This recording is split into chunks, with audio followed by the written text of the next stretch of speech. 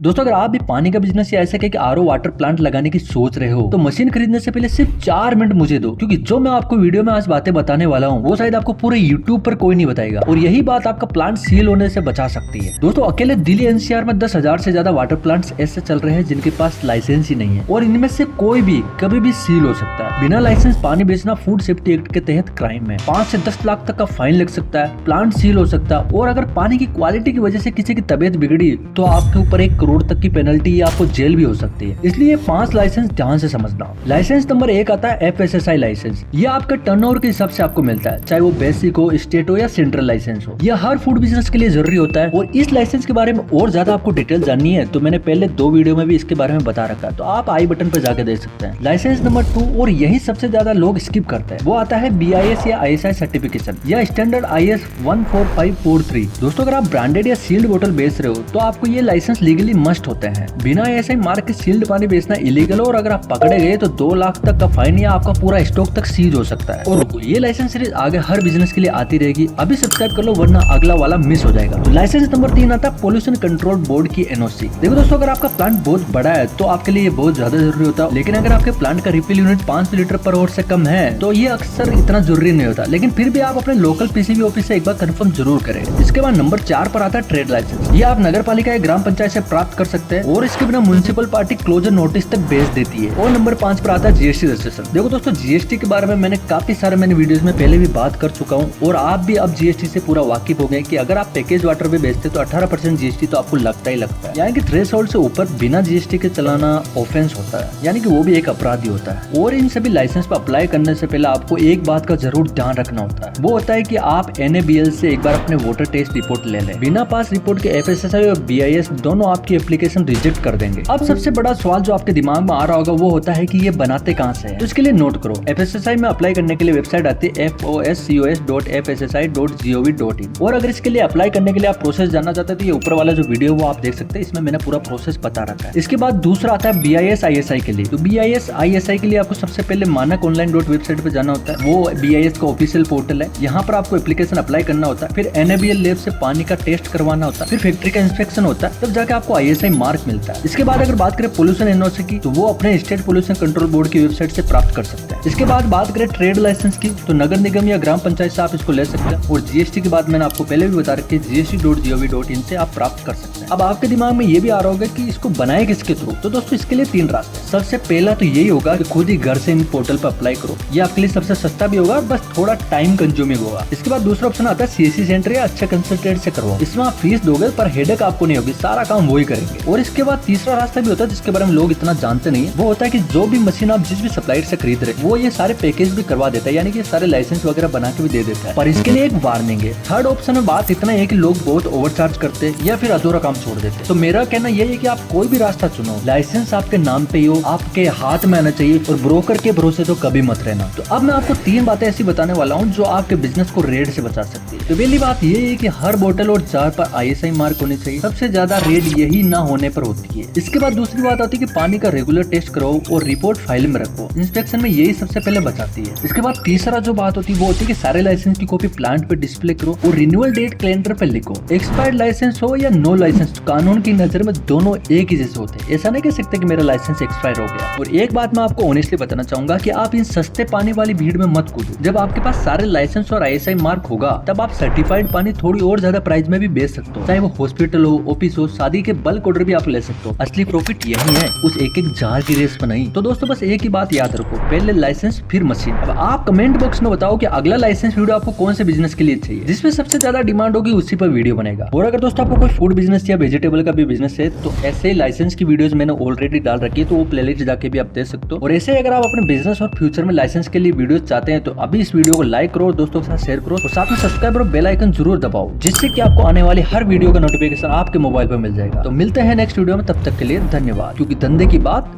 जरूरी बात।